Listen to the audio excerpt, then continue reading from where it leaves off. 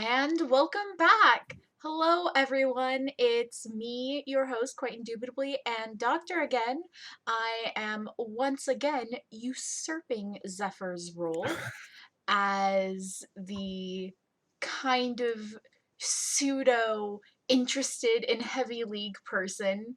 But let's be honest, it's all Doctor now. Let's just be Oh honest wow. about this all.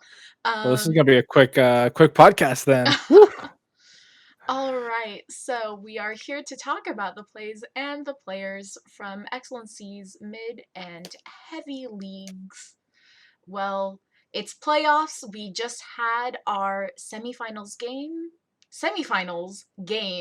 and we're headed into the finals. It's a very exciting time. We're going to start by talking about Mid League because we have another guest coming on about Heavy League. What can I say? I have my biases, but I feel like every time I wrong Lotus by It comes back to underestimating bite them, you. I have to bring one of their players on to talk about it. So we did that again this week.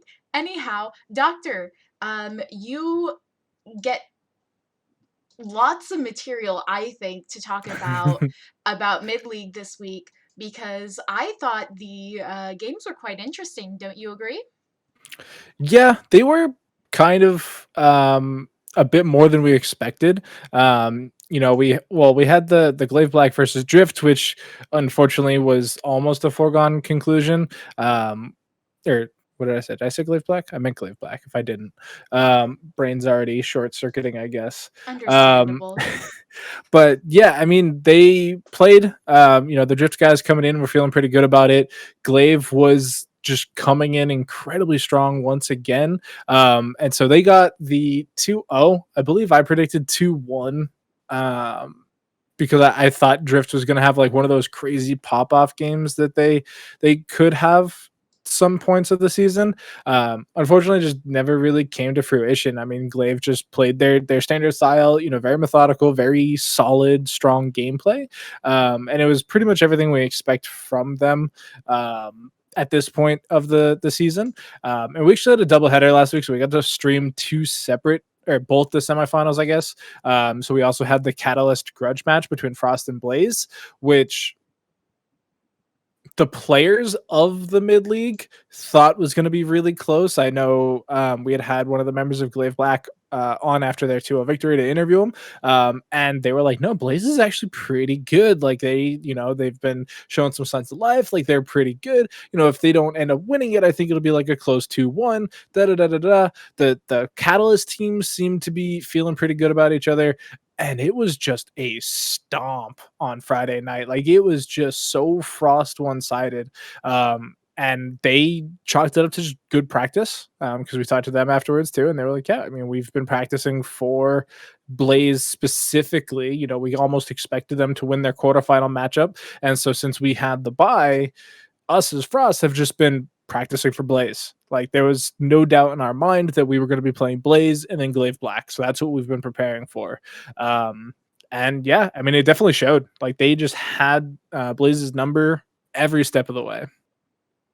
Right. I do think we have a tendency to underestimate Blaze a little bit, just sort of under the shadow of Frost around here, because for basically the entire duration of mid league this split or season, we've constantly seen Frost more or less outperforming Blaze. Um, Yeah. I don't think any of us are surprised that Frost beats Blaze here. I do think that some of the credit that should be given to Frost is how Blaze does manage to deal under the shadow Yeah. of Frost. Again, you and I both were expecting Frost to take this pretty easily. There is the input of the players speaking up to Blaze's benefit and Hmm. to, give them credit. And I do think we do owe them some credit insofar as a team in mid league, they're pretty good, right? They just have the misfortune of being the worst catalyst team. Yeah, I mean, they came in as the 6th seed. They like just barely squeaked in, and winning a quarterfinal matchup as that lowest seed can be tough for a lot of teams. But they dug it out. They got their victory there, and it just seemed like Frost had taken the practice that they had gained with each other, if they did scrim each other during the regular season a lot, which as sister teams you have to imagine that's what the plan was. But like, it just looked like they took all that practice and took their grip of the meta and just really bound it to that series. And so like, I had originally predicted 2-0 last Sunday, when we were talking about these matchups, and I was like, no, Frost is just the better team. Like, they're quote unquote the dark horse to Glaive, because everybody else has just been such a step below. And then like, I was talking to the players and listening to feedback and listening to some of the other analysts in mid, like Ashley and MacDewey, and they were like, no, I mean, Blaze is pretty good. And so Friday night I adjusted my thing and I was like, no, all right, I'll call it 2-1 Frost. I'll give Blaze the benefit. And it was a tough night for them, I'm going to be honest. And I feel like some of that came through from us on the broadcast team, which we do apologize for. It was just, uh, it was a short series. And so definitely shout out to the Blaze guys for sticking in there and doing their best. And it was just jungle season, really. And it's so interesting because when we talk about the current meta and the current state of League of Legends, I don't feel like there's a lot of conversation happening around the jungle, because we started the season and it was all Sunfire, and so that's all we ever saw was Sunfire tanks. We had a Mumu just tearing through. We had Kane pop up a little bit for other reasons and things like that. And so this series, we actually had Olaf on both sides. Frost had it first, Blaze had it second, and we saw both sides of the Olaf matchup, unfortunately, where the Frost one was able to get super far ahead, was able to bulldoze into the enemy jungle and just be, that bullying type of Olaf that you are used to. And then the second game when Blaze had it, we saw the exact opposite of that, where they fall a little bit behind early and they just can never get a foothold.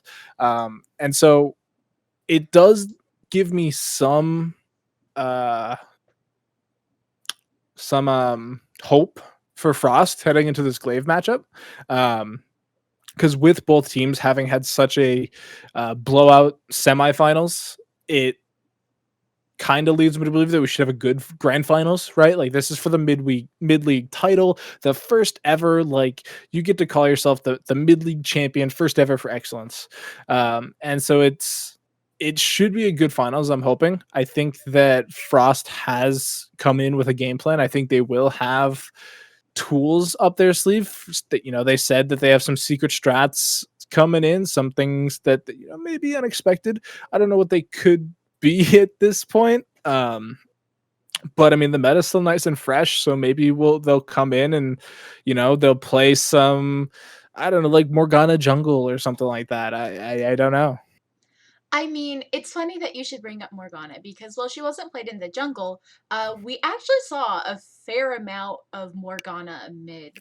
Three Uh, of the 4 games last week, I three, think. yeah, three of the four games. So game two, it's brought out by I think Frost to counter Anivia. Hmm. Um, Yeah. something interesting about you talking about them swapping Olaf jungle is they actually Frost and Blaze actually trade off who gets the Anivia as well.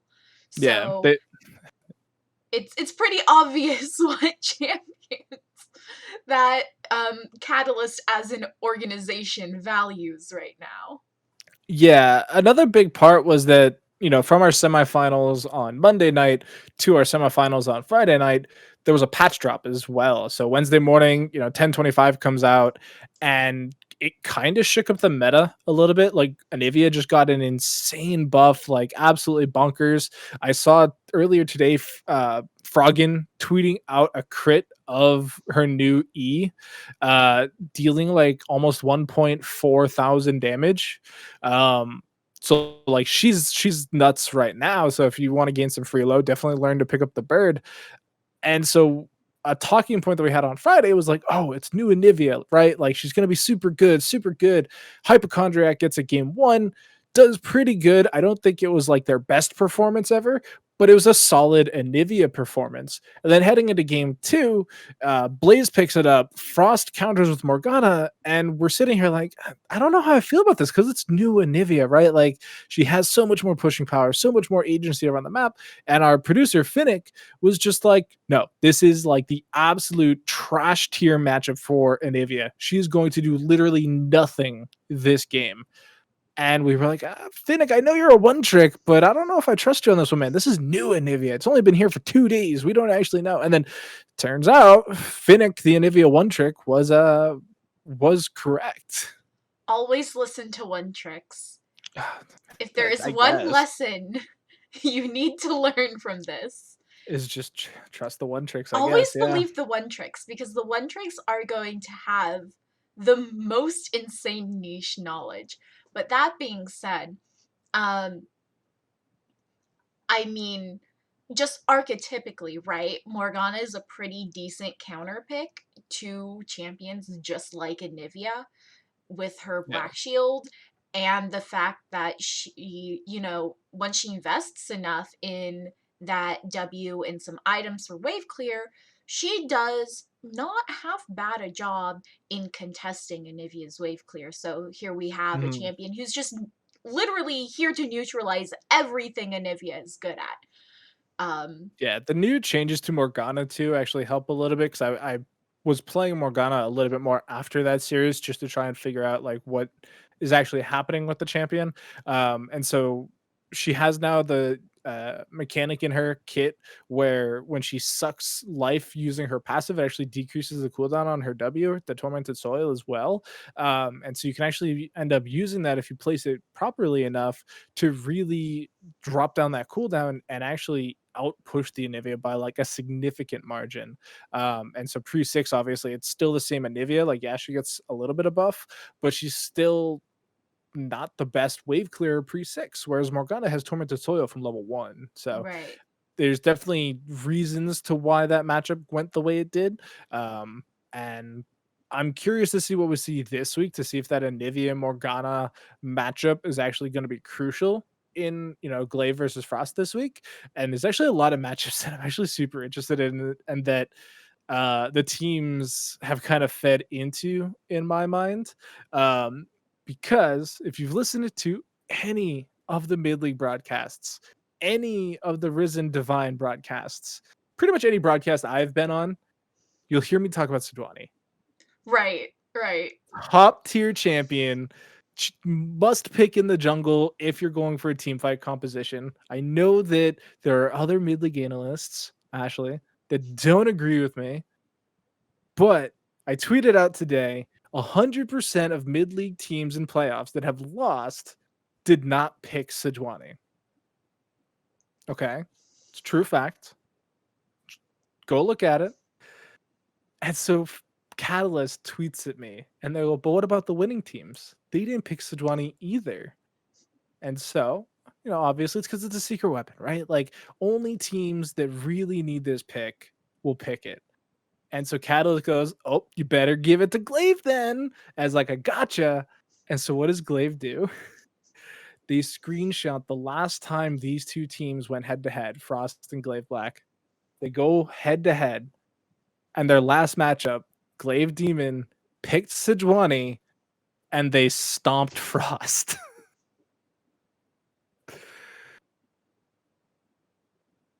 I think Sejuani is going to get picked this week, if not for the meme. You know what? Is there any better reason to pick a champion in the finals of a tournament with financial stakes than for memes? Yeah, I mean, it's also, Glaive Black have the one remaining torch in all of Excellency right now of the undefeated, unmarred team as something that we'll probably get into in a little bit regarding some of Heavy League spoilers. And so they are coming into this with a lot on the line, whether that's tangible to them or not. There is a lot riding on this team and this series, and so Frost, they're definitely coming in hot. uh no play on words, but yeah, I think the matchup here is going to be really fun. I think when we talk about it on the analyst desk, we're going to be hyper focusing on the bot lane a little bit between Alex and Kiba, but I think that a lot of it will come down to that mid jungle duo, because there's so much volatility in those duos right now. Whereas I think for the most part, the bot lane's kind of figured out, with like a hyper carry slash lethality AD carry and an enchanter. Um, and with no Rel this week, sadly, I think that'll pretty much stay the whole series that way. Maybe we'll get a Leona Thresh combo, but like I don't think outside of enchanters we're really going to get that much mix up. Whereas mid jungle duo, I feel there's a lot you can do right now. Okay, well, I do have a question to ask here. Partially based off of what I would like to see, partially based off of what we saw. Um, do you, for the sake of this analysis, Doctor, do you consider Bard to be an enchanter? Yeah, I think. Oh, Jesus, No, no. Bard's an enchanter. Yes, Bard, yeah, Bard when you is. I refer to Bard as a quasi enchanter a lot of the time. so I my put my Morgana hang on up. that same tier. I think Bard and Morgana should be considered quasi enchanters. So like when I think of enchanters, I think of AP, crowd control with shielding or healing is what I think of when I think of enchanter. And so if you go by just those three, classifications, both Morgana and Bard fit those descriptions. Morgana has like the caveat of that she's like an AP mid laner, technically from her release. And then Bard's just gross. I hate Bard. Bard is Uh, wonderful and fantastic. as an ED carry player, and I'll have this discussion with Loud Thoughts on Tuesday too. Bard is just like the antithesis of what makes marksman unfun. Because you go into lane, you want to farm, you want to have a good time, you want to get to actually play League of Legends. Then Bard shows up and he auto attacks you, and his stupid little meeps come flying at you, and you get blown up for 200 damage. And then he'll cosmic binding, focusing like back at his own nexus, and somehow tag you against the wall, and then you just die. So it's yeah, Bard's no fun. I don't I like mean, Bard. the most beautiful thing you can get out of Bard is just a truly BS double stun. Oh god, I hate it. I have a channel in my server with my friends just for Bard highlights. It is separate from the regular highlights channel. And I hate it's it. just there are two types of things in that channel. There's either ridiculous should not have worked, beautiful gorgeous double stuns, and then there's me completely whiffing my ulti. There's no in between. I mean, yeah, that's the two halves of the Bard, right? Like those are the two wolves inside you. You get a double stun or you whiff tempered fate. Like there's no in between there. Right. And you know But he is an what? enchanter. He In is the definitely an Frost enchanter. versus Blaze game, game one, where Cloud is playing the Bard on behalf of Frost, Mhm. you see him doing both actually. You see him getting double stuns and whiffing his ulti. And that's just the Bard life, and I respect that. Yeah, I mean, there's really not much else that you need to do as Bard. Like if you hit your ultimate, it's great. Like you don't really you did your job basically. And because it also guarantees you to hit the Q as well, so you don't really need to work that hard. Right. Um I'm but glad like you said that actually, because on stream there's a particular moment where Cloud lands a Bard ulti on a Hecarim with a Yumi rider yes. and gets the stun immediately, and they freak out somehow that Cloud lands that stun. And I'm like, what were you expecting? Like, they were right So there, frozen in place. The terrain was right there. so that play actually had a lot of weird things for me personally, because like obviously the biggest oof is that Hecarim actually follows the tunnel, right? Like Hecarim has the Yumi attached, they, onslaught of shadows forward, don't get the fear onto the bard who then portals through, and then Hecarim's like, I gotta follow, Okay. I gotta do the I thing. think we're talking about two different plays here, but the one you're talking about was even funnier.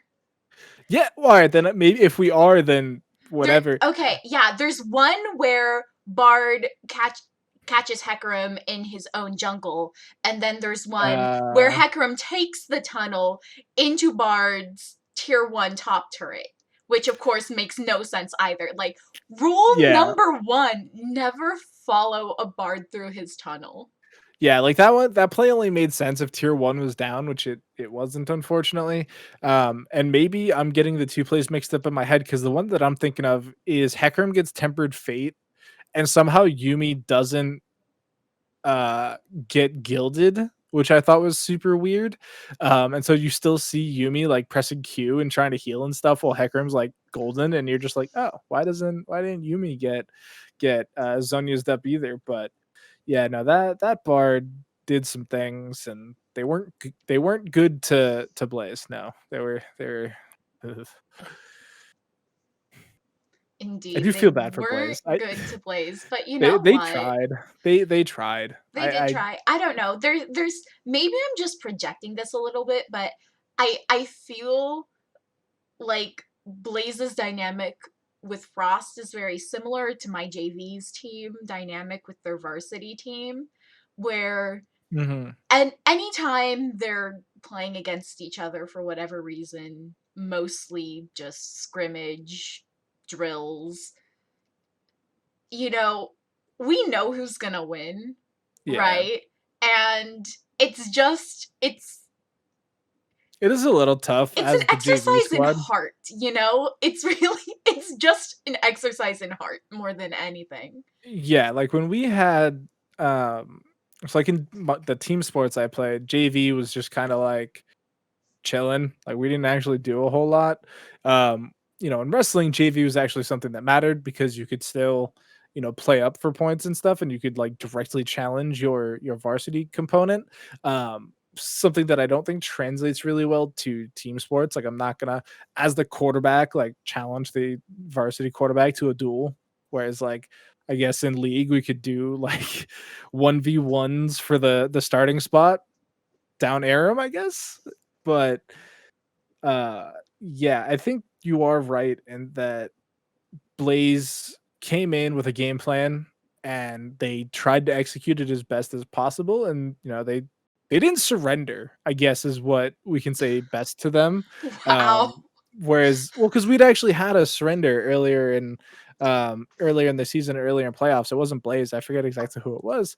And you're just like, oh, all right, well, they're just playing for next game then. They don't want to destroy their mental here by going 0-20 versus 0-10. So like Right. it made sense as like a mental saving move. And Blaze never hit that point. They were always at a point where they felt they could contest, Right. which is pretty stellar, because it does show that the team has belief in itself and belief in each other, versus just playing League of Legends, I guess, like in solo queue. Like you don't actually trust your 0-7 mid laner to bring it back and have that Baron steal, which we did see from Blaze's jungler this week, which is pretty sweet. Yeah, we did see a pretty nice Baron steal. It's floating around on Twitter and everything. Yeah. So I mean, Yeah. yeah, it like I said, I think coming into playoffs, I think between Frost and Glaive Black, I think I do think we're gonna get a Glaive 3-0. Yeah. I hope I'm wrong. I will throw the caveat out there that I hope I'm wrong. But I think when you look at, statistics and numbers and just the level of the teams in the past, I don't know if these 3 weeks have been enough for Frost to level up so much that they challenge Glaive for an actual title. If they win a game, great. You did more than regular season, and I think you can take that away as a little bit of a mental win. Because that shows improvement, right? Like that actually shows that you put in the work, you improved at such a significant rate that you know 4 weeks ago when you got 0-2'd in 57 minutes, you now changed that and you now came back and actually had, a competitive series. You got to win, and you brought them to that game 4, game 5, whatever it is. That is improvement. That is something you can take into the off season and further improve upon that, especially if what we talked about last week comes to fruition, where Glaive does move up a division potentially. Then it says Frost up to be, the big dog in mid league, and to be that undefeated team that they weren't this season. And so I think they focus as much as possible on Tuesday, try and do their best against Glaive Black. If they can upset them, all the power to them. That would be an amazing series and an amazing story to tell, especially for the very first season here, and the team coming in probably rated as one of the underdogs. I don't know how betting works, like odds and stuff, but I would say the odds are definitely not in their favor. You know, after what happened in Heavy League this past week, I am not willing to say that it is impossible for Catalyst Frost to win. True. Um, and That is very true. you've kind of mentioned the importance earlier of these mid jungle duos. You said you think you're somewhat clear on what to expect from the bot lane. And I Mhm, feel a little lonely that nobody's mentioned top laners at all. So, right before we move on, I do want to give a shout out to Catalyst Frost's OG Roach. I think mhm. he did a lot more for his team in both games of the Catalyst v Catalyst series than anyone gave him credit for. I think he was somewhat instrumental game one in getting the ball rolling for Frost. And then game two, he had the Nasus counter pick That into was just Malphite insane. and just steamrolled him. Oh my goodness. A Nasus who's super ahead early. GG. So I just pulled it up again, and so we've hit the pause at 27 minutes where we start talking a little bit more in depth around that Malphite Nasus matchup, because it made me think of the old Balls vs. Dyrus playoff match where it was Nasus into Maokai. And here we see Roach basically flame horizoning Major Winters, He got close. He which really did. I was actually looking at the CS for a lot of the game, like waiting, like, is it gonna happen? Flame Horizon. I don't think it ever actually happens, but it gets close. yeah, I mean, it's like within 3 minions because like at the pause it was 218 to 121. So it was literally like plus or minus 3 minions. So I think Frost has a really good read on drafting so far. Um, I think they're coming in with interesting picks, most of which is kind of funny because I'm talking about how we're probably going to see enchanters and carries. Whereas this specific game two here, we saw hyper carries with tanks in Blitzcrank Alistar. But the rest of the map kind of is where that like oddball stuff comes in. Like we don't have tank junglers this matchup. We have, wave clear pick mid laners in the Morgana and the Anivia. And then top lane was um Malphite Nasus, which I feel like if you go back 6 months ago and went up to somebody and it was like, so during preseason, we're actually going to see Malphite versus Nasus as like a potentially common thing. I don't think they would have believed you. I just straight up think they would look at you like you're crazy because we were getting Jax, Camille, Fiora, Renekton, like all of these like carry, split pushing tops, and it was good for everybody, right? Like the players seemed to like it, except for top laners. The fans viewing at home seemed to like it because it was exciting. Riot seemed to like it because it was exciting, and then they're like tanks. Like nobody would have believed that Malphite would be like statistically one of the best top laners. Like that's insane. All right. So, um, I mean, we mentioned this earlier, but there was, in fact, a second mid league game this week. Mhm. Glaive Black versus Drift Esports. I know we've spent a lot of time talking about the sister team matchup. What can I say? I like sister team matchups, and I thought it was a very interesting series. Glaive Black versus Drift Esports was interesting in its own right. Um, you know, I'm just sort of glancing over at some of these team comps, and my memory has been jogged that you see Blitzcrank not just pulled out in the Frost V uh, Blaze, but actually in this series as well, a Blitzcrank is picked, which is just a very sort of, it's kind of always on the table, but you never really reach for it over other things. It's not even the weirdest pick of the series, to be honest. I mean, I listen, I don't understand why you would find a catfish in the top lane strange. They Uh, unbenched the Kench. Like yeah, you're just supposed to unbench the Kench occasionally. it it just there were so many things this series that caught us off guard. Um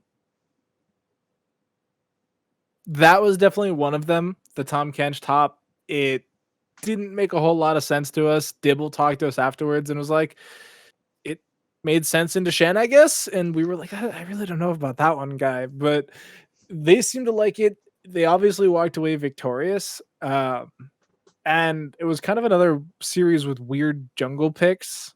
We see Rek'Sai jungle and Nunu twice for Demon.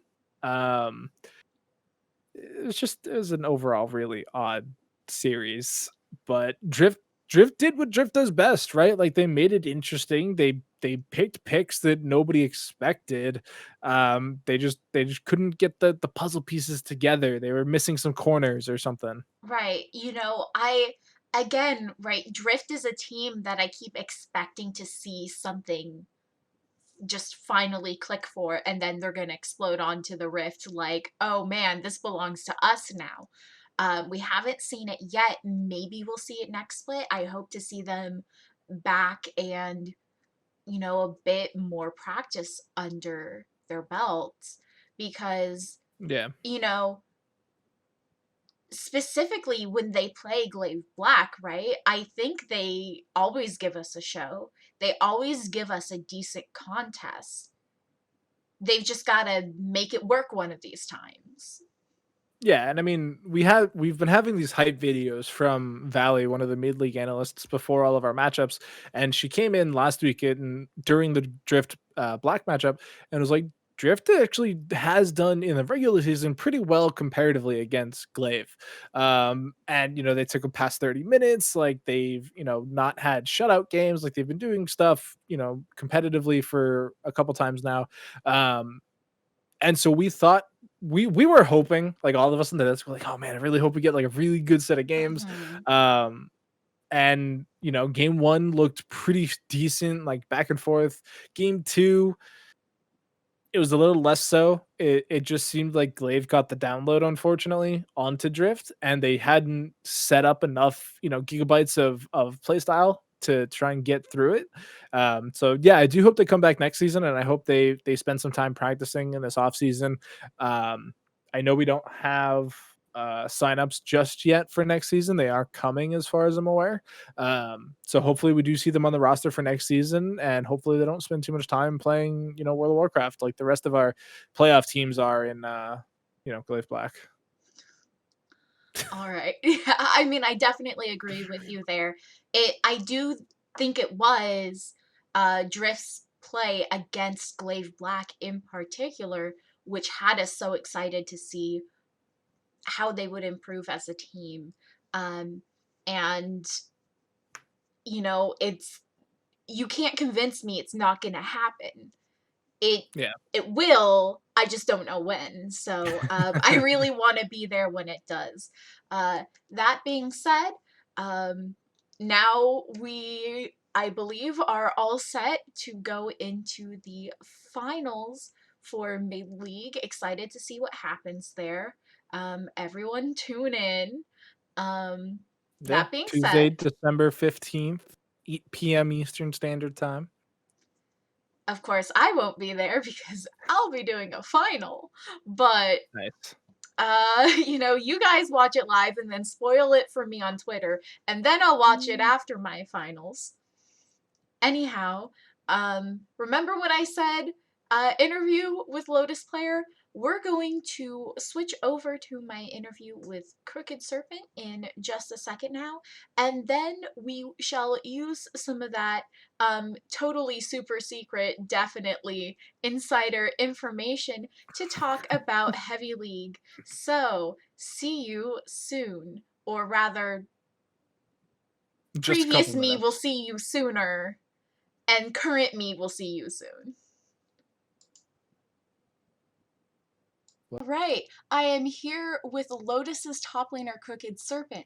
Now, obviously, we've had a Lotus player here before, and last time it was because I underestimated Lotus and really looked like a fool the next week.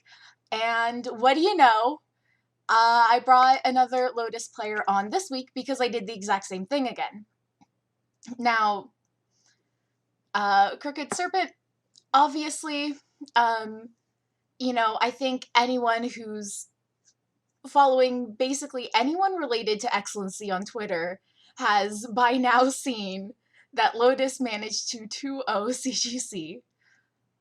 What monkey's paw did you wish on to get this? Yeah, honestly, I personally wasn't expecting the win. I think my team was. They were pretty confident, but I don't know. I was going into it like, yeah, we'll probably lose here, but 2-0, it happens. All right, so you're the humble one of the group then. Not really. I got a bit of an ego problem, but just that day in particular, I was thinking, yeah, I don't think we have this one because they CGC seemed pretty good the last time we faced them. Right. And I started watching the series with a little bit of a spoiler. I knew that you guys had 2-0'd CGC before I saw the whole series. I did not watch live. So I got to view everything through the lens of how did Lotus beat CGC?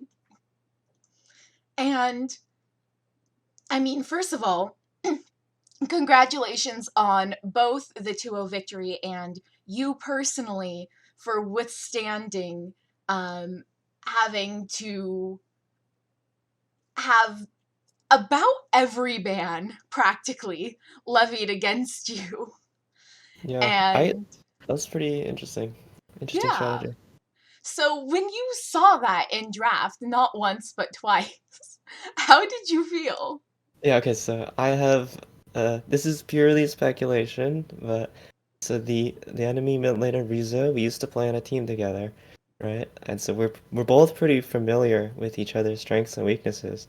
Uh, and what happened the last time we played was in like the finals or semifinals, I can't remember. The other team banned out my champion pool, and I had to play like GP and Rumble, and I just completely inted. So he's probably thinking, okay, this guy crooked. I know what's up. Just ban his champions, and he'll feed. But they didn't. They should have spent one more ban. They only spent 5 bans on me. If they did 6, I wouldn't have had a champion. So I think they didn't go far enough with their bans, honestly. I see. All they had to do was add a ban. Yeah. You know, I do remember the first time I played in a somewhat competitive environment after being able to play 6 champions. And I was like, hey guys, they can't ban me out. It's impossible now because I play 6 champions, not 5. Yeah, So that's the strat. poor you on that Maokai duty, but you held your own quite well. You were definitely absorbing a lot of pressure on behalf of your team. Um, Yeah, I, and I wouldn't say I was absorbing pressure. They what they did is like yeah they drafted towards their top side, but they didn't really play through it. The jungler didn't spend that much time tops, so it was a pretty easy like obviously that's a losing matchup both times, Maokai into Fiora and Sion into Fiora. But their jungler didn't really camp me, right? They were just expecting, okay, this guy has the counter matchup and he's like better, so he's just gonna outskill. I think if they played through top lane more, like they did more dives, did more ganks, and like punished how I play, which is, a bit psychopathic, they could have killed me a lot more. But yeah, they didn't there. So Right. I was a little surprised that they threw that many resources in the draft at the top lane and then spent all of their jungler attention babysitting mid. yeah. And Um, and that's I think there was a pretty huge mid gap this series, honestly. JVL went yeah, off. one might say that. Yeah. And I also want to go a little bit into more speculation here. Well, I guess it's not really speculation, but in that first game where he got the Yone counter pick against Silas, I actually predicted that Rizzo was going to play Silas because I knew his two favorite champions were Akali and Silas, and Akali was banned. So I thought, okay, he's gonna pick Silas here and just wait, pick the Yone, and yeah, we got it, and it worked pretty well. All He right. got like 12 kills. So, the drafts that I saw in those two games were very perplexing. I think one of the major points of confusion there was that not once but twice CGC decided, you know what we're going to do? We're going to throw all of these bans at the top lane. I don't really understand why they did it a second time after it clearly didn't work once, but Well, I'd say it worked pretty well the first game. Like they were behind by quite a lot. Like their mid like yeah, our Yone had so many kills, and our bot lane was ahead as well. But despite that, they were still like taking double inhibs and like threatening the end with the Fiora split push because Maokai really can't answer that at all. Um, but we were able to, find a pick at the Elder Dragon, I believe, and that allowed us to win, despite the fact that the Fiora actually killed me top lane before that fight. But we were able to end anyways. all right. So So, like I think like it did work the first game, and they were like, okay, we'll just ban out the Maokai the second game, and then well actually no, they didn't ban out Maokai because that matchup's really good, right? So they just said, okay, we'll just run through it again, and this time it'll work. all They were right. really set on that strategy, and I don't Well, think it was completely delusional, but was it delusional? not uh, completely. Not completely. it did not work though. You did get the 2-0. Um, that no one was expecting to see at all. Um, I think even the people who were predicting a Lotus win here were more or less expecting it to go to 3 games. Um, it is very interesting to find out that a lot of these somewhat perplexing draft decisions were influenced by behind the scenes knowledge and the fact that you sort of are all familiar with each other as players. Yeah, it's definitely some interesting drafts, and I also wonder like how the series would have been different if they like drafted a different top laner, but I feel like that's kind of the only thing they could have done. Like if they like matched me with a tank, like they're like Pagoda played a tank in the top lane, I still think we win. Like our strengths are like we're like a better team fighting team, right? Uh, and if they just went and okay, we'll just match top lane with another tank, and we just went into team fights, like with the leads that we got mid anyways, and the mids that we got bot anyways, I think we still would have won that series. And actually, I don't think it was their focus on picking split push and trying to like hard win top lane matchup and split us up that made them lose. Like I actually think that's a good strategy against us, trying to split us up and test our macro ability a bit more because that's where they have an advantage, I think. So I actually think that was a good strategy for them. I think we're just better. Well, better you certainly appear to be. Um, and you just mentioned that you guys have this huge team fighting strength, and that has not gone unnoticed.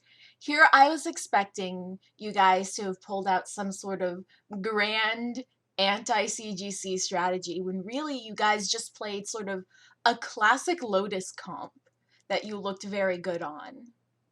Yeah, we didn't do much like specific CGC prep. We just after the CGC game, we just improved our gameplay in general, and we went into that series just like, okay, we're just gonna play what's been working in scrims and not like hard focus on how we counter CGC or whatever. And that seemed to work out pretty well. Yeah, I guess it did, didn't it? Now, as a side effect of Lotus being a very classic front to back team fight style team, you are on tank duty all of the time. Yeah, it's not tank duty. I love playing tanks. That's all I want to play. Like if I'm forced to play something else, I don't like it. So that's quite Right. something. That's not something you usually see in a top laner, but I think that's part of the reason why we play like that, right? Because like I'm only playing tanks. I want to be on tank duties, so like the front to back team fight playstyle really fits with that. And also, our AD carry Alistar is I think far and away the best team fighting AD carry in the league. And combine those two things, and it's just like it's a natural fit, to our strengths to play that way. All right. I was wondering if you were one of those rare tank loving top laners. Let's be honest, it's hard enough to find top laners. It feels like you guys don't really exist. You're more like unicorns. Um, Yeah, People who because sooner or later, actually, top lane is just like, I wish I was playing a fighting game right now. These junglers are really, messing up my vibe, and they all leave. It's really unfortunate. all right. So, outside of being an obvious catch for any team that is one looking for a top laner and two want someone who's willing to play tanks, what got you into playing competitively? You know, I think it was just like, you know the feeling if you play League, right? You're just you're playing a game of solo queue and like, man, if one of my teammates were like competent people that I knew and I trusted and I communicated with, that would be crazy, right? And I guess that's sort of where the wellspring of inspiration comes to play competitive. And once you get that first taste of it, like it's really hard to go back to playing like just solo queue. So, yeah, I guess yeah, that's where it comes from. All right, live for the competition. We respect that. How long have you been playing competitively? Yeah, I think I started in season 6, yeah. So that's 4 years I've been playing like on competitive teams. All right, so you have quite the experience under your belt, and it seems that some of that experience paid off in your inside knowledge about how CGC would draft. Because let's be honest, getting JVL the counter pick is kind of all your team needs a lot of the time, isn't it? Yeah, it do be like that. It do be like that. It really do be like that. Well, thank you so much for talking to me. Um, that's all the questions I have for you today. Is there anything you'd like to say before we wrap up today? Yeah, VBO. See you in finals. All Bye. right. See VBO in finals, and it will be an interesting finals indeed. Thank you so much for talking to me, and I shall see you later.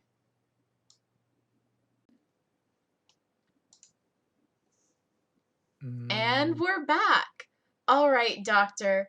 Well, I've been very excited to talk to you about Heavy League for a couple of reasons. So, first of all, there is the major upset that not yeah, only did CGC finally lose, CGC got 2-0'd by Lotus. they got Every smashed. single time that I underestimate Lotus, they just charge in the next week and then they say, our victory, our Yeah, JVL carry.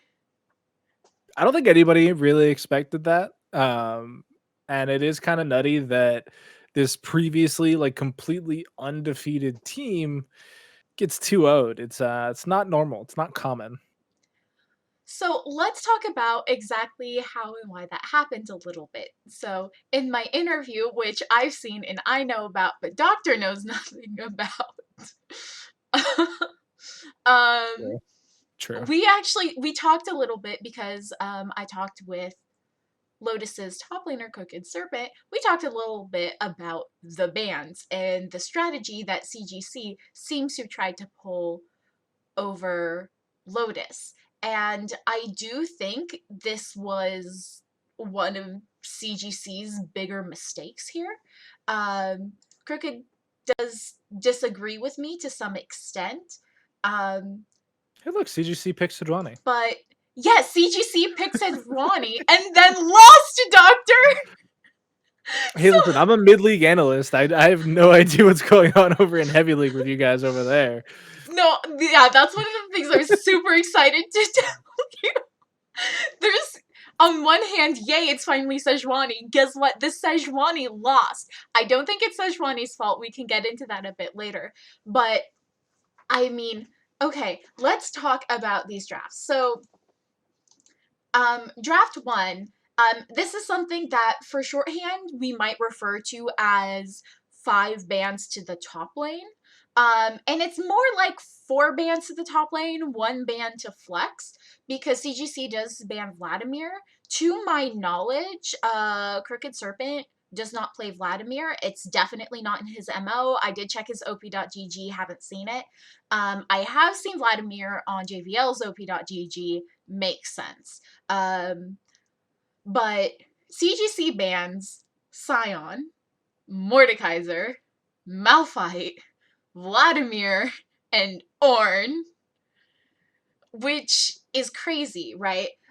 So they do sort of put all of their eggs in the basket of saying, we are going to let Pagoda carry us by splitting on Fiora, which is a very interesting strategy, but I do think it's very much undercut by the way they draft the rest of their comp, because they're not, a lot of the times, right, they pick Fiora, right, where they're saying, hey, we're gonna split push. They basically try to ban out Crooked Serpent, and Rizzo and Crooked Serpent have been on the same team before, so they kind of know each other's picks and play style, and it was Crooked's guess that the whole CGC draft plan was predicated on the fact that, okay, if we ban out Crooked Serpent, there's literally nothing he can do to stop Pagoda in the top lane.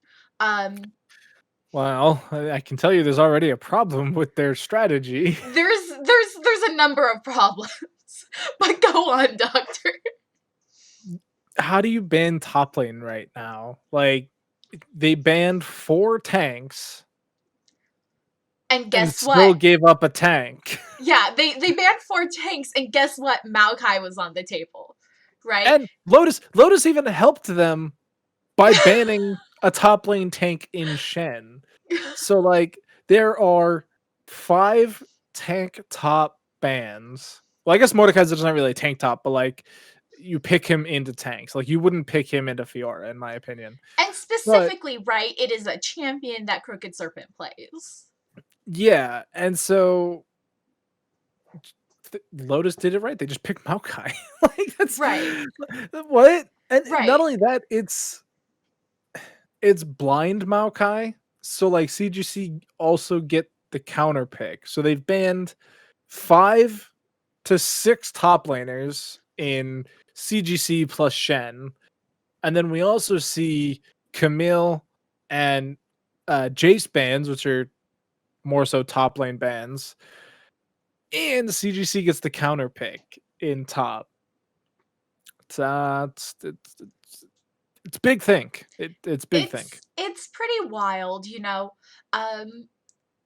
It kind of reminds me of the Clash strategy, where if you're playing Clash with your friends and you see that the other team has like a player, not gonna lie, it's usually the support player who only plays like 2 to 3 champions, you just completely ban out that one person and cripple their team. Like, I remember, like, I saw like a Thresh Nautilus, was it? 2-trick. We banned those 2 champions. And that person, because like their main role isn't even support, we forced him on to support Cho'Gath, and we just ruined his day. It was fantastic. Nice. But you can't do that here. It's not working. Like, first of all, Crooked Serpent plays more than 5 champions, and also you can't ban that many tanks. You just can't. I'm trying to think of like what other tanks are even still available that you can play topside just to make this plan even Right. more ridiculous.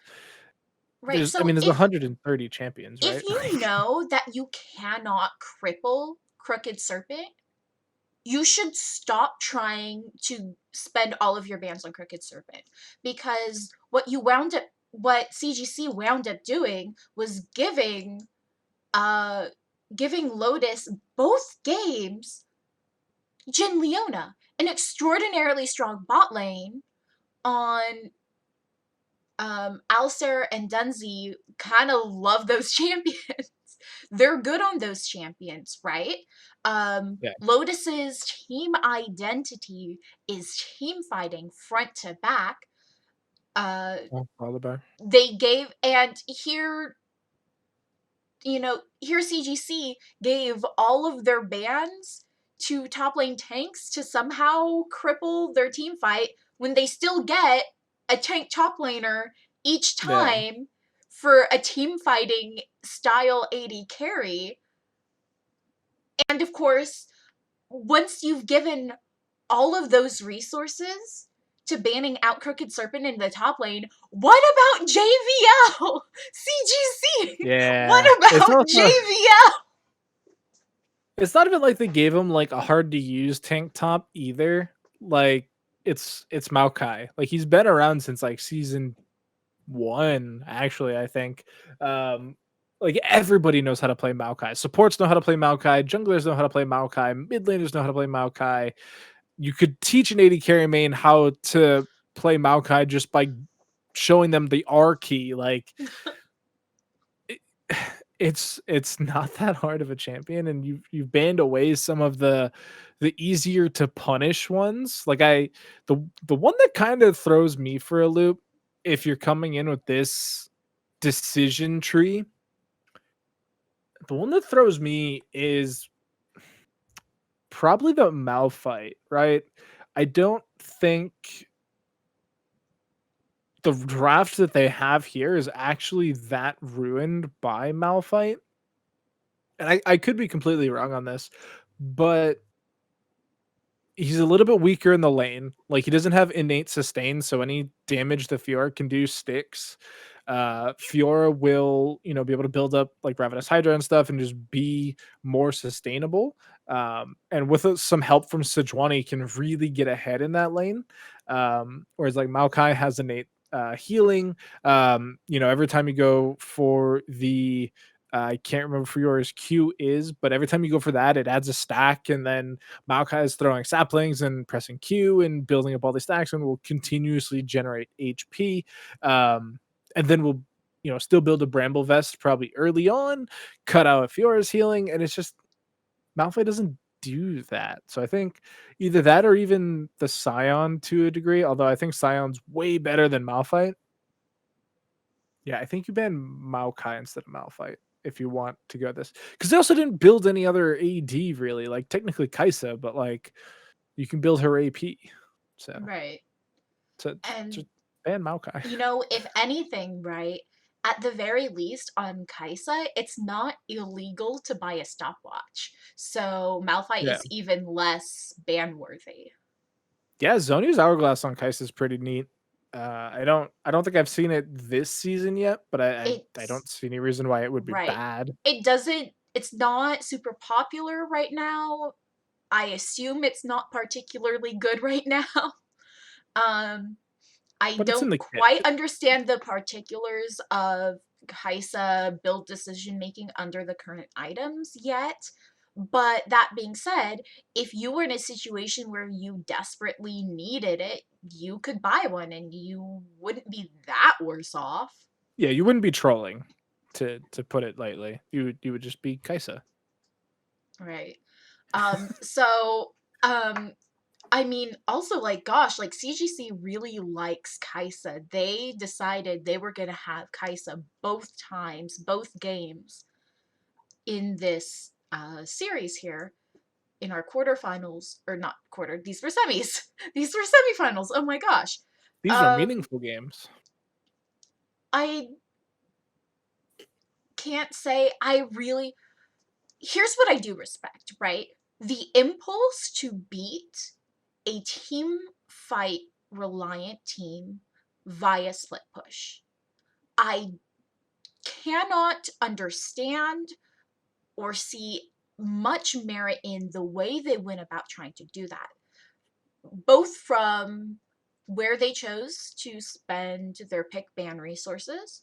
I think they concentrated them way too heavily in the top lane, allowing not only JVL to get free reign, I mean, heck, um, JVL gets a Yone counter pick game one and gets a Yeah. victor in his hands game two. That's ridiculous. So not only did you not spend any of your resources trying to rein in Lotus's known carry player, but Lotus's equally scary, good at scaling up and doing a lot of damage bot lane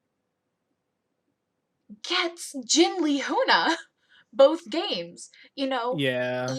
like It's it's mm, okay if you can't keep Lotus off of both JVL getting a good pick and bot lane getting Jin Leona, but don't give up both for free 2 games in a row, right? After yeah. game one proves that you cannot cripple top lane enough by spending all of your bans there, don't do the same ban strategy, right? You can try the split push strategy again, and I won't complain, but the draft is off.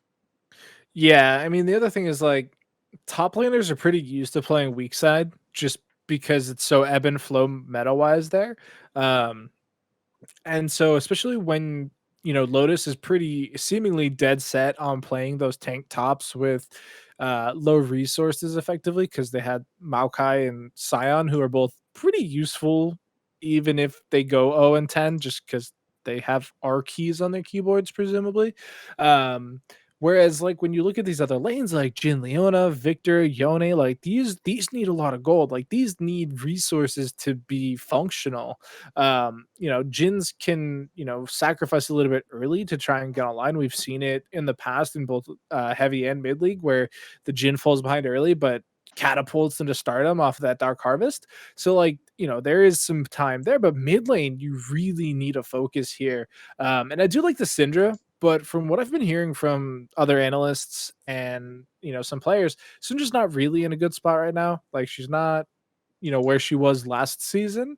Um, Same with like Oriana, surprisingly enough, but it's a comfort pick for a lot of mid laners. So I think it is decent here into Victor. But I think when it comes to the team fight team, they just drafted better. Like they literally every member of this Lotus team can interact in a team fight. Whereas CGC, especially in game two, it doesn't seem cohesive, I guess would be Right. the word. Like Thresh, Kaisa, Fiora, Volibear, Syndra. You've split push and Fiora, but like what are the other four members supposed to do? It's not even like you have a one Exactly. three one. Exactly. That's the thing about drafting a split push comp. It's more than just drafting your split pusher. You need something to keep the team fight team off of your weak four while the other Mhm. one splits, right? And of course, this isn't really the meta for Caitlyn Morgana all day, every Yeah. day. But when it is the meta for Caitlyn Morgana all day, every day, that's one of the bot lanes that you can draft for a 4-1 or a Well, 1-3-1. this is actually something we saw from Lotus, not Lotus, Catalyst Frost, excuse me.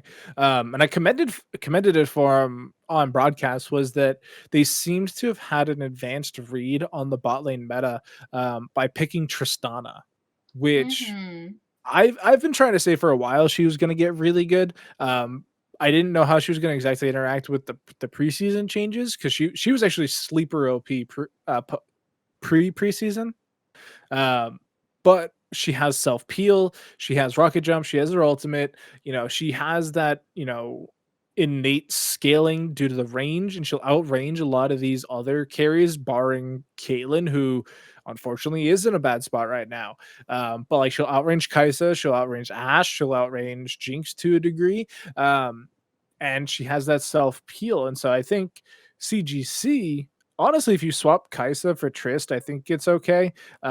Thresh, I think, is probably the best disengage support right now. I'm trying to think of who else, like besides Nami.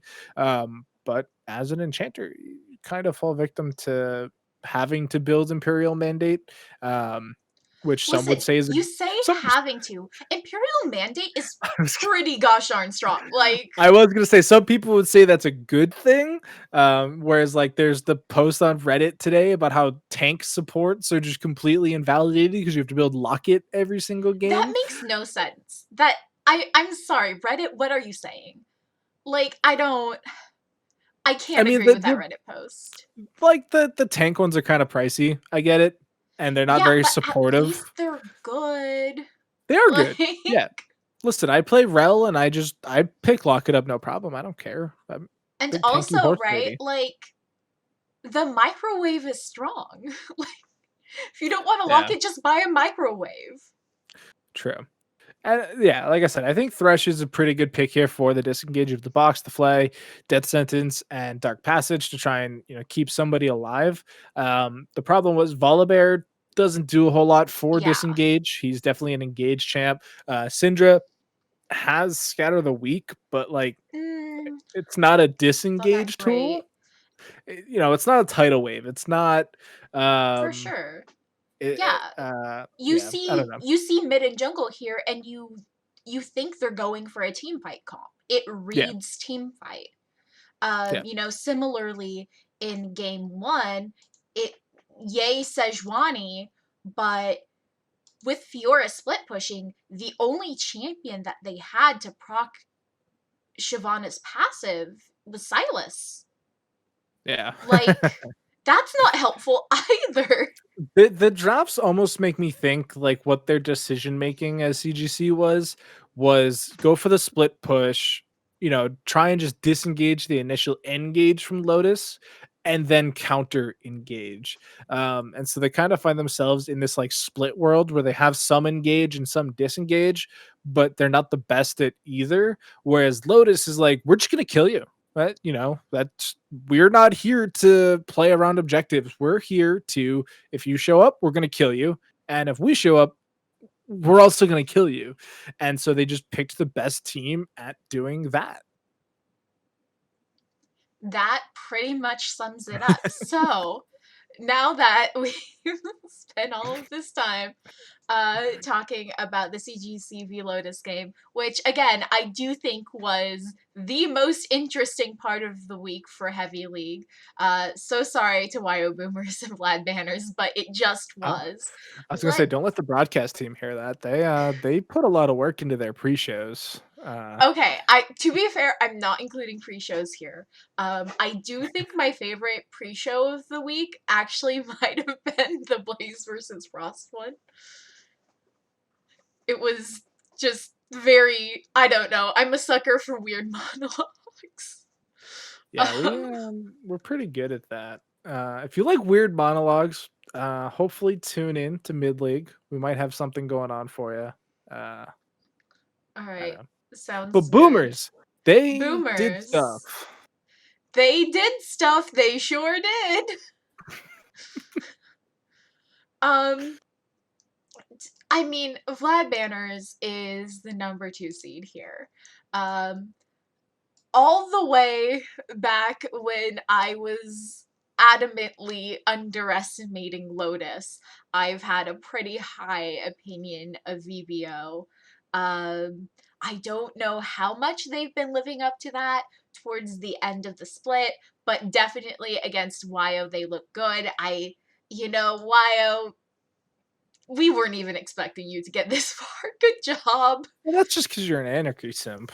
That's Well, not fair to the yeah, but boomers. like, who wouldn't simp for Nate, you know? I don't know who, Exactly. Who? Show but me the human being. this sets up the most unpredicted, grand finals for heavy though, right? Like it's Lotus versus VBO Vlad Banners. That's not At the beginning of playoffs, that's probably not what you guys would have said. Maybe Nope. it is. It Well, I guess it is maybe it is. absolutely. I absolutely would have said the letters C, G, and C. Versus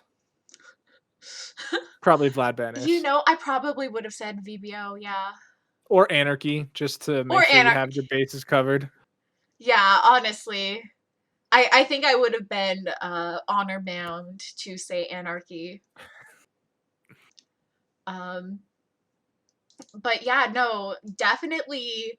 I mean, YO getting into semifinals at all was in and of itself an upset. That is, of course, now overshadowed by the biggest upset of them all, which is Lotus completely knocking CGC out before the finals. Which, you know what?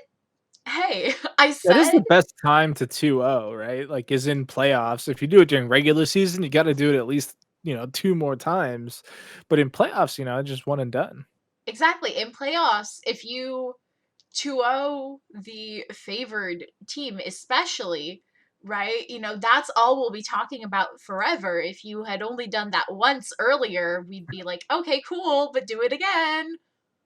Now they don't have to because, No. they already did it. They knocked them out of playoffs. The next time this conversation might happen is in, like, 2 months when next season starts. So, I mean, yeah, I don't know. Poor Boomers getting, overshadowed by the Lotus victory. Poor boomers indeed. That being said, we do see some interesting tendencies from VBO in these games. So, first of all, they're kind of marching to the tune of their own drum here in the Mhm. champions they want to draft, right? Like, I don't know how many Nidalees I'm expecting these days, but Please not don't a pick lot. Italy. Definitely not a lot of Nidalees. And yet, VBO pulls that out in game two. Um, Italy's such a weird champion to me because, like, 9 times out of 10, she's gonna look like hot garbage on a rainy day. And right. then, like, the one time she pops off and has, like, this killer game, it's like, "Oh, this is why people pick the champion. This is why this champion exists in this role." And it's just such a difficult time getting her to that level. And it takes a kind of special jungler, in my opinion, because we saw a lot of Nidalees in professional play, and they were just always the hot garbage variety. It's just Nidalee is a temperamental champion, to say the least. Um, that being said, there's it's definitely some there's some very interesting Nidalee go damage. I'm sorry. All right, we're My talking brain about is breaking. items. It's around finals, but yeah, no, Nidalee's doing extremely well by VBO. Um, in Mm. semifinals, I will be shocked if they break it out at all. In finals, I do think them drafting Nidalee at all is a little bit of, I don't want to say disrespect, but I do think it is a sign that they just think they're so much better and they don't have to worry about getting behind on Italy. And they say, okay, we're just going to show up here and stomp right now. Um, I can't say I expect them to take this attitude at all in the finals. I I think do hope Walnut brings Bard into the finals. That'll be fun. I think that's something that could happen. I'm gonna be really curious to see what Lotus shows up that day, because obviously with them taking out CGC, I have to imagine they're now the favorites heading in to this grand finals. But, like, it's unprecedented territory, right? Like, this is not what people were expecting. This is a huge, upset scenario, and so do we see the Lotus that beat CGC, or do we get an improved Lotus once again? Do they, try to break away from that team fighting that did them so well, or do they just be like, hey, if it's not broke, don't fix it. We'll let you ban away whoever you want, and we'll still pick a team fight composition around what's left. And with this being a best of 5, they have games to play around with both, I feel. And it's up to VBO, I feel, to be, the iron striker, right? The one that forces Lotus to try something new. I think that's going to be extremely hard to do because after all, I do think I can't say I liked the strategy, but right, I think that is kind of what CGC tried to do. They didn't manage to get it to work. I don't quite know how you get it to work because Lotus's players are pretty flexible in what they play. I Mhm. can't imagine that Lotus is going to break away from their whole team fight team identity because that's what they like doing. That's how they play. Sure. They're good at it. It's a good meta for it. It is a good metaphor, and they are arguably some of the best team fighters just in terms of team cohesion in Heavy League by my own estimation.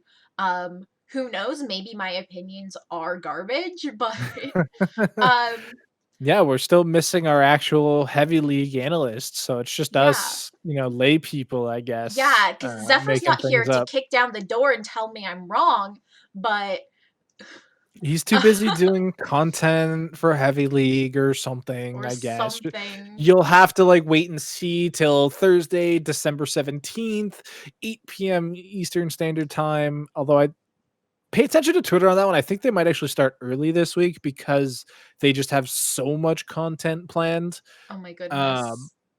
so yeah, check the XLNC Twitter on that one in the days leading up. So check Wednesday, check Thursday. It might not be 8 PM start time.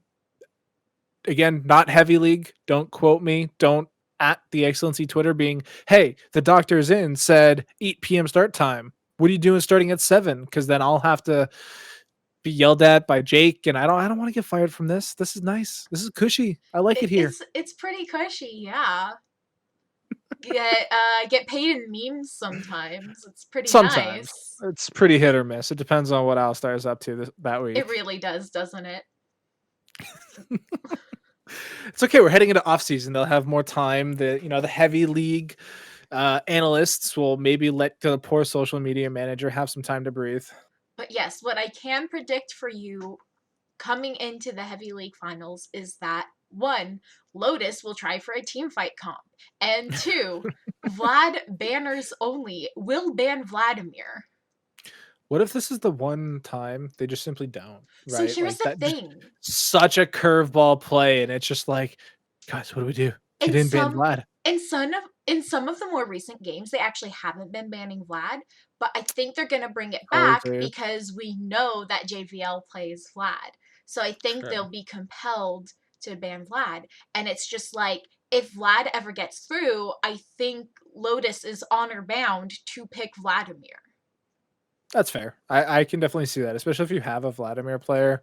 Although I don't actually know if Vlad's good right now. I don't think he's particularly great, but Yeah. but think of the mental warfare.